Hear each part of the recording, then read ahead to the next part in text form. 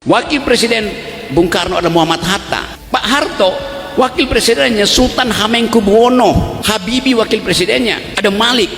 SBY wakil presidennya Yusuf Kala mengambil alih masalah-masalah ekonomi, dan SBY anggap dia percaya tuh. Karena misalnya bayangin, wakil presiden Prabowo adalah Gibran. Jauh betul jarak konseptual dia tuh. Saya kritik itu, walaupun saya berteman dengan Pak Prabowo, tapi saya masih kritik keadaan semacam itu kan. Jadi bayangkan kita lagi bicara tentang ide demokrasi di sini, sementara elit itu bicara tentang siapa elektabilitasnya yang memungkinkan jadi calon presiden.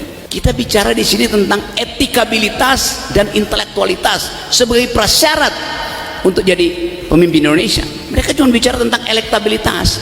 Kata-kata hari ini Dadong. Pasangan ibarat sepeda motor, jika susah dikendalikan, lepaskan aja. Ya. Karena gak baik untuk kesehatan.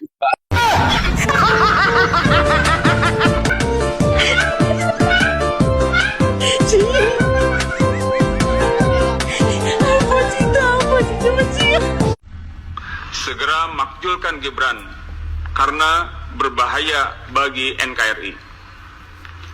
Bahwa Indonesia akan menghadapi kenyataan yang tidak mudah diterima akal sehat.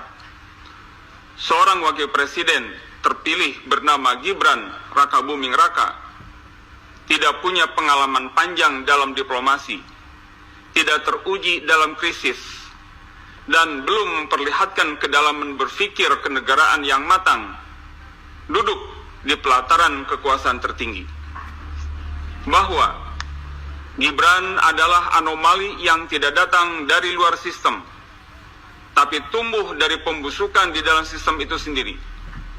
Ia adalah simbol puncak dari distorsi demokrasi Indonesia.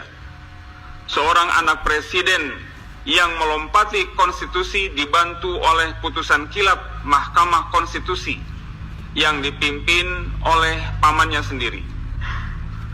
Bahwa Gibran menjadi wakil presiden bukan karena prestasi, tapi karena nepotisme keluarga Jokowi melalui pelanggaran etika berat oleh pamannya di Mahkamah Konstitusi MKRI.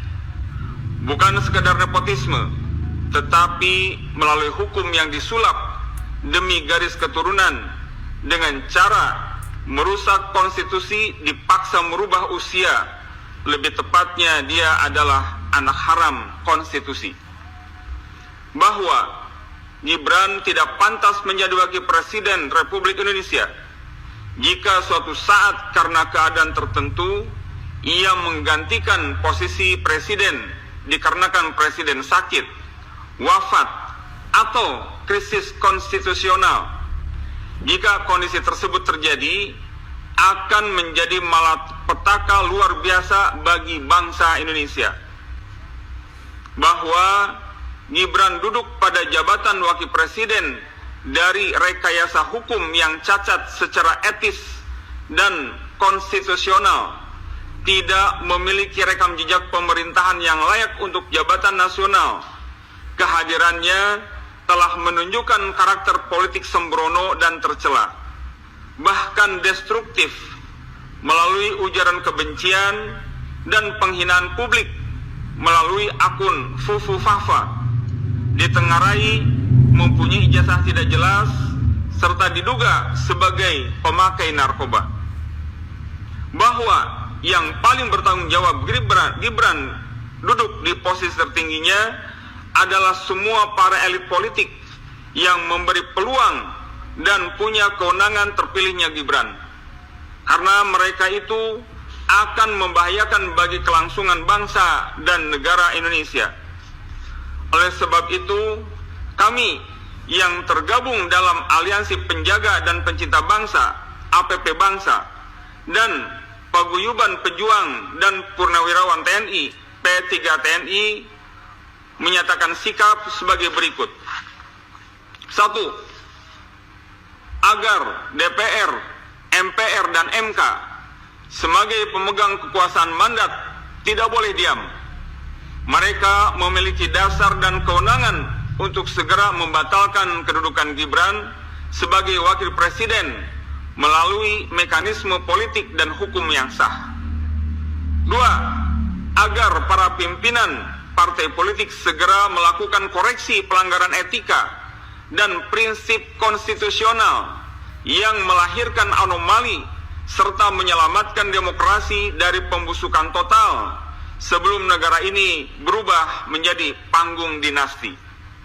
3. Mengajak seluruh elemen masyarakat untuk peduli dan bergerak bersama memperbaiki bangsa dan negara menuju kehidupan politik yang lebih demokratis, bermoral dan bertanggung jawab. Demikian pernyataan sikap ini disampaikan secara terbuka, termasuk ditujukan kepada pimpinan MPR, DPR, MK, Presiden RI, dan pimpinan partai politik dalam rangka upaya perbaikan kehidupan berbangsa dan bernegara, menegakkan kedaulatan rakyat, serta sebagai wujud tanggung jawab warga negara kepada Tuhan Yang Maha Esa. Semoga Indonesia akan bisa diselamatkan untuk tetap merdeka, bersatu, berdaulat, adil dan makmur. Bandung, 28 Juni 2025. Pengurus Pusat Aliansi Penjaga dan Pencinta Bangsa APP Bangsa dan Paguyuban Pejuang dan Purnawirawan TNI P3TNI, Maijen TNI Purnawirawan Dedi S. Budiman Ketua Umum, ditandatangani Insinyur Safril Sofyan BKTX MM Sekretaris Jenderal, ditandatangani. Demikian. Assalamualaikum warahmatullahi wabarakatuh.